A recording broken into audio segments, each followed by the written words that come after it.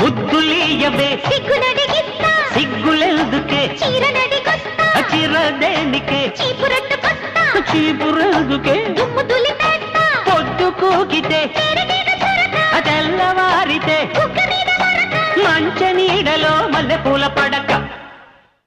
కుర్రాడు బాబోయ్ తుంపదెత్తినాడు పిల్లాడు బాబోయ్ గిల్లి పెట్టినాడు అమ్మాయి బాబోయ్ అందమైన పిట్ట ఉజ్జాయి బాబోయ్ ఉద్ధరించుకుంటా